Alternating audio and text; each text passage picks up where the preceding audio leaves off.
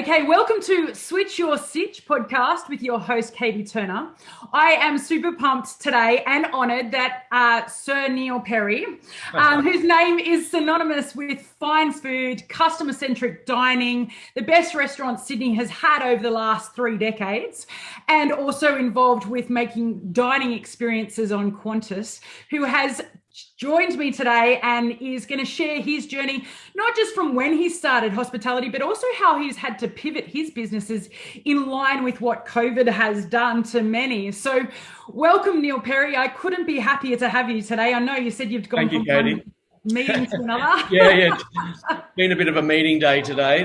So, often it's just in the kitchen or on the floor, but no, today's been on a Zoom and we're doing a charity dinner, a virtual charity dinner, of course. Wow. In October, so we're talking about sending food out. So that was one meeting, and then I'm doing launching a new copper tree butter product to the media, and that was an early morning Zoom. So I've just been going from one to the other. Who would have known that this would ever be our life, right? I know, especially from a practical career perspective, right? From chefing, from hairdressing, from fitness. Yeah. I've still got running a fitness business. I never thought that I'd be on so many technologies at once. Yeah, absolutely. And you had me at Qantas. Sorry? I said, you had me at Qantas. As soon as you said that you came off a Zoom with Qantas, my eyes lit up. Yeah, no, all my guys are back, very excited. The really wonderful thing is now we know we have to open the country up. We know that we have to engage with the world again. We know that we have to live with the virus. In New South Wales, it's terrible that the outbreak has happened, but in reality, it's probably made us move towards an end game that is going to see us open up, travel, hopefully an end to lockdowns. Yes, we're going to have to watch what happens with the virus. Yes, we'll probably live under some form of restrictions for the short term, long term, forever. But the reality is we've got to engage and we've got to get back to doing what we do and travel and bringing people into the country and leaving the country is all part of that, being part of this big, beautiful world. Have they given us a date? We're talking about the 20th of December. If it slides, the feeling is it'll only slide a week or two after that. It'll be in the new year. So the reality of it is that the federal government, the state government, I mean, not all state governments, obviously, but New South Wales, we're all ready to engage and live with this virus. We have to. I'm double vaccinated, which is awesome.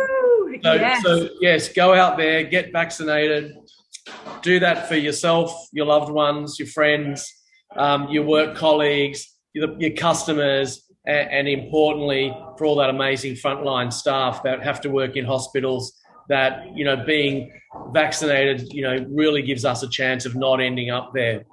And to be able to enjoy your best restaurants as well, which is something that, I miss incredibly, is dining out, because it is such an experience.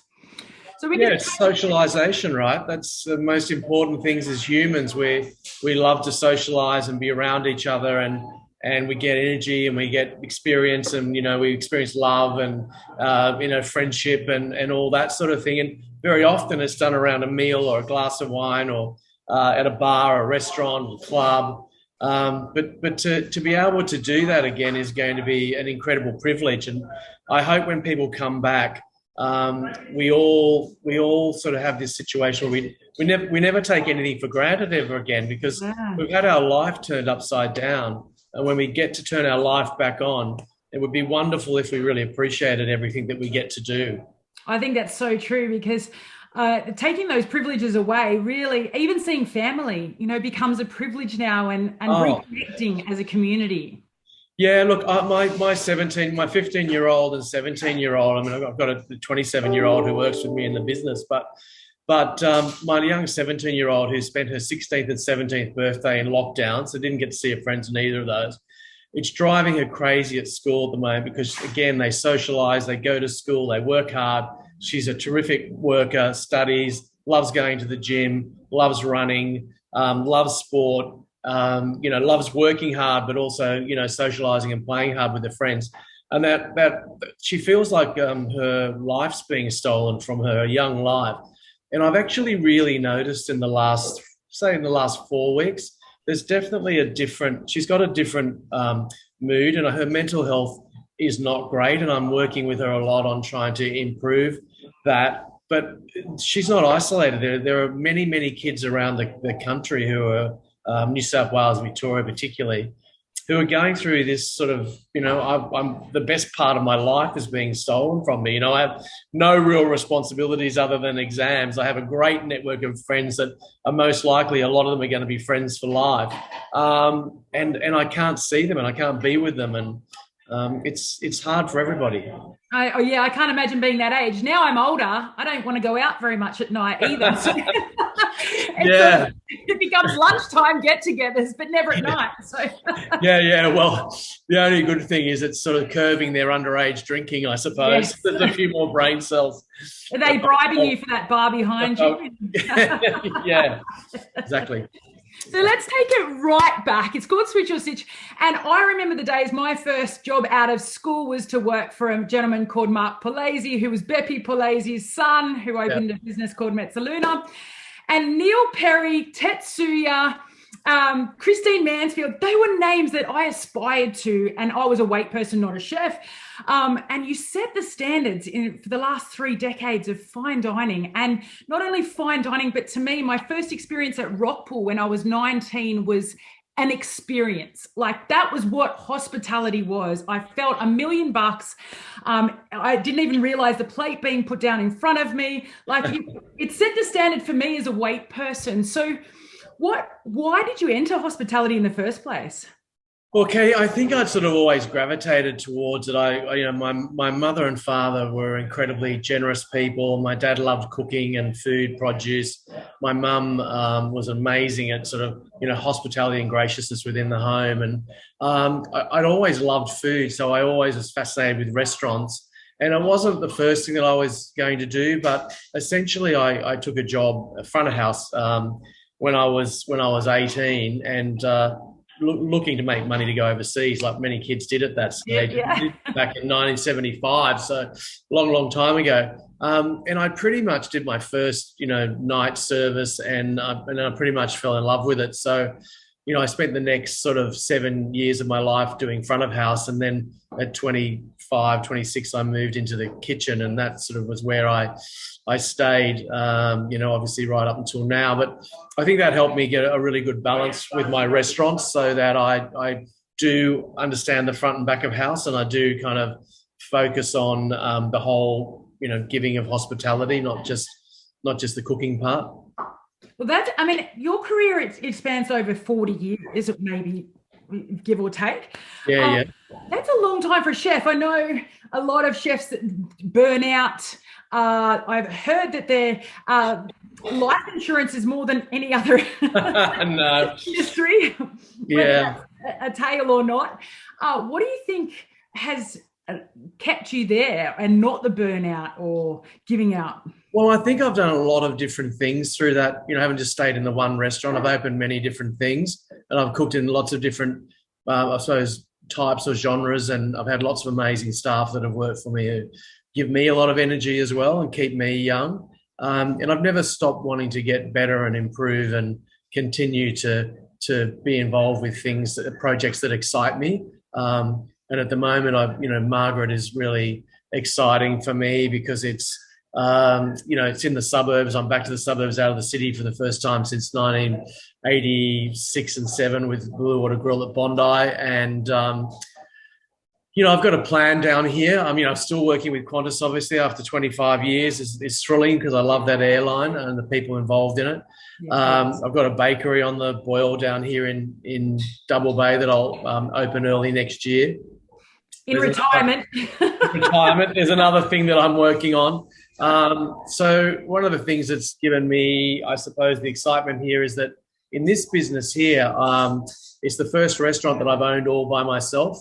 But yet in the bakery, I have a partner, and another couple of things that I want to do, I'm bringing other partners in so that I can give them the same kind of opportunities that I've been able to have in life. So I can facilitate, banks and money and business plans and great staff and developers' locations, all those things. And then it gives them an opportunity for them to bring their craft and skill and grow into a business. And that's what I would really like to do now, is give people the opportunity to see, the next part of their life come to fruition. So as a real entrepreneur, you're always looking for another opportunity. Yeah, well, either that or I'm stupid and I just don't know when to stop. I don't know, there's a combination of both.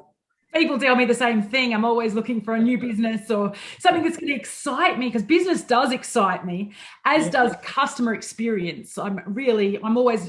My philosophy is no matter what business I'm in the business of people. Yeah, absolutely. Yeah. I think that you take that on. Can I ask you, so Blue Water Grill was your flagship store. That's where you started. When did you open Rockpool, and were you scared when you'd made that leap? Well, I actually was the partner in a Barrenjoey house at Palm Beach in 1982 through to going to the Blue Water Grill in 86, 87. And then I left and did some travelling and came back to Australia. And the Rockpool site just happened to come available, and I knew straight away it was the right thing to do. I mean, to me, the Rocks was kind of like the birthplace of Sydney, and everything seemed to sort of fall in place. So it took me a year and a bit to get that sort of built and open, and we opened in March 1989. So I've never not been terrified every business that I've opened, because you roll the dice and you put your life into it and money into it, and it's much easier to lose money than it is make money, that's for sure. So each one has always been a roll of the dice, so to speak. So Rockpool was fantastic in '89. That's where I built my reputation really as world-class restaurant. It was in the top 50 restaurants in the world for 7 years, and won Gourmet Traveller Best Restaurant for 5 years, which is still the most of any restaurant, and it was 3 hats for many, many years with Good Food Guide. And so, and then I started the Rockpool Bar and Grill and Spice Temple, and and then sold the Rockpool Dining Group. And then, this is really the start of kind of the new part of my life, I suppose. And a lot of people don't start the new part of their life at 84, they retire, but I just decided that, I've probably got another 20 good years in me. So I decided to do that, and I'm really excited that I have done. I'm really excited. I've found a kind of a group of developers here in Double Bay, the Palace Group, that are doing some really fantastic things. They're excited about having me involved in some of those sites. I can imagine. And when you find, particularly with developers and landlords, when you find landlords that aren't just in it for the money, but are in it to create a better village, a better environment down here, a better amenity, and then understand the business that the people that they're leasing to are in, and most importantly, the challenges that you have, and even during COVID, they've been just fantastic. So I've sort of got great partners in them, although they're not my business partners. But every time you go into business, your landlord, the community, everybody that you work with, your customers, they're all your partners, in your business. And so you've got to make sure you've got the right people in play in all those parts. So Margaret is your own store, your own restaurant. Yes. And it obviously has some heartstrings attached to that with the name, I'm gathering. Yeah, of course, yeah. Your mum's name, is that right? Yeah. Well, it's very well documented. My father had an amazing effect on my career as a cook, because he was a butcher and a fisherman and a gardener, and I ate with the seasons. We grew things. We hunted and gathered things in the ocean and the rivers. Amazing meat that he would bring home. He was an incredible butcher. To see his knife skills, and watching that, I mimicked that, and as I was growing up, and so that had a really big effect on how I cook and the person that I am as a cook. But my mum was really an amazing, the hospitality and the generosity and the extended family that she created. My business partner, Trish, who is involved with Qantas and was the Rockpool Dining Group with me, is also my cousin, and she lived with us for a number of years because her mother had some problems. And Kimmy and Zeta, my nieces, my brother, my older brother, had issues with his first wife, and they ended up living with us for several years. And so it was like the Brady Bunch. We had this extended family. And so that whole idea of my mum's sense of generosity and hospitality, when I started Rockpool in 1989, I knew that I wanted to have a world-class restaurant. And I knew most importantly, I wanted that I wanted to create great memories for people. And that was the basis upon which we would do what we did.